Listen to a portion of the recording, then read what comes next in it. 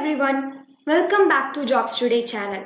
First of all, I would like to thank everyone as we reached 1000 subscribers. Keep supporting us. Today, in this video, we are going to discuss about TCS BGC documents. This video will be helpful to you all on how to fill the BGC form, and all the doubts regarding BGC will be cleared in this video. Don't skip the video. Do like and subscribe our Jobs Today channel for more MNC updates. Initially, you will receive your offer letter. After accepting your offer, you have to fill this BGC form and upload the required documents. So to fill BGC, first log into your Next Step portal. By entering your registered email ID or reference ID and password, log into your portal. After login, you will be directed to this page. Here, click on Background Check. Then you can see here instructions, basic details, academic and other details, and finally declaration. In the instructions, they have mentioned that some of the details entered by you in the TCS application form will be displayed in the form by default. You can edit if you want to change any details. If you want to change in uneditable details, you can write a mail to ilp.support@tcs.com. And in the last point, they have mentioned that you will not be able to edit after submitting the form. Next, let's see the basic details. In the personal details, you can see that as they already mentioned, some of the details like name, date of birth and email ID are already filled. Coming to the PAN and passport details, these two documents are very important, and these are the documents which consume some time to get. So if you don't have these documents, apply now itself. Here, if you have a PAN card and passport, you can click yes. And if you don't have and you have applied for it, don't fill any of these options because these documents are mandatory.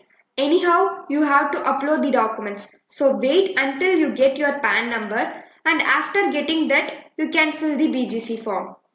But in case of passport, you can just upload the application receipt of it.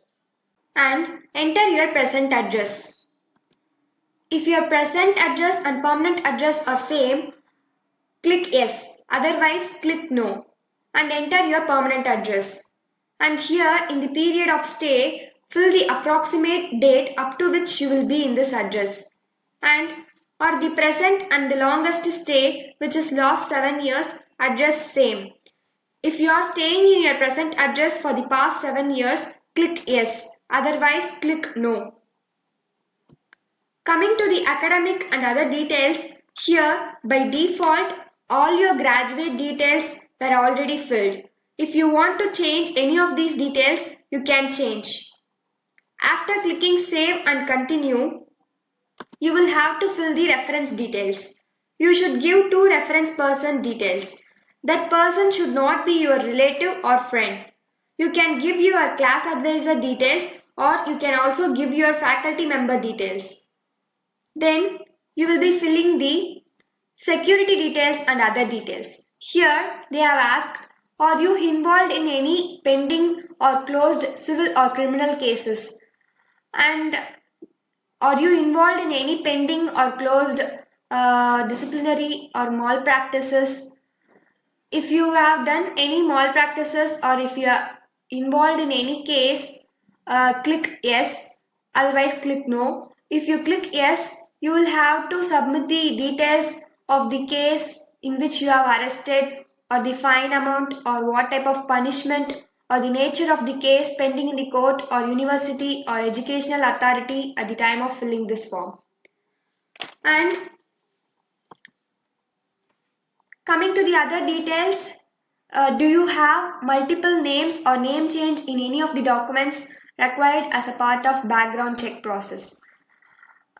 Here, reordering of first name and last name is not considered as a name change. So, if you have a name change, click yes. Otherwise, click no. Do you have NSR e-card? If you have NSR e-card, click yes. otherwise no, but I have applied for it. But you can click yes because it is a simple process and you can get NSR IT pin within 2 or 3 days. So click yes. And finally the declaration. On completing all the mandatory fields, click I agree, enter your place and submit the BGC form. Before submitting, review all your details, check carefully and finally submit the form. And here you can see these are the 4 steps. After completing the BGC form, it will show a tick mark. So after filling the BGC form, you have to upload the BGC documents. Let's see what are all the documents to be uploaded. You have to upload any one address proof which can be a passport or ration card or Aadhaar card or driving license and so on. Next one is Aadhaar card. Everyone will be having your Aadhaar card, so upload it. Next, upload PAN card. And for passport, as I already said, if you don't have a passport, apply for it and upload the application receipt. If you have a passport, no issues. Upload it. And coming to the graduate mark sheet, many of you have asked doubts regarding this, whether you have to upload all semester mark sheets or not. As for now, you will be having only mark sheets till 7th semester. So no problem. Upload till 7th or 6th semester or upload only the mark sheets which you have. You can upload the remaining semester mark sheets later after getting it. And if you have any backlog and having that backlog mark sheet, then upload it. And you will also get the consolidated mark sheet only after completing your final semester. So you can upload this also later. And if you have any additional certifications, you can upload those certificates. But this is not a mandatory field.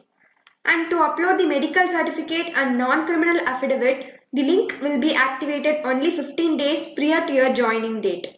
In addition to this, NSR e-card can also be uploaded only after getting the joining letter and the link will also be enabled for this before 15 days of joining. You can apply for NSR after getting the JL as it is a simple process to apply and you will get NSR IT pin within 2 days. And most of you have asked doubt regarding the birth certificate, that your birth certificate is in your regional language. So what to do? For that, you can provide your birth affidavit or you can also provide your 10th mark sheet. So these are all the documents that you have to upload. And most of you have asked whether to submit or not. You no need to submit now. Just upload the documents and click save. After receiving JL and completing the pending documents, you can finally submit. And finally, on uploading all the BGC documents, you will be successfully completing the process. And for 2023 batch, the last date to fill the joining preparedness survey is tomorrow, which is May 21. And you guys have asked whether to fill the survey first or to fill the BGC first. What to do? First, do fill the BGC and upload the documents you have so that you can tick on the questions which are asked in this survey. So, do fill the survey before the deadline. That's it guys. Thanks for watching. Hope this video is useful to you. You can drop your doubts in the comment section. All your queries will be answered. See you all in the next video.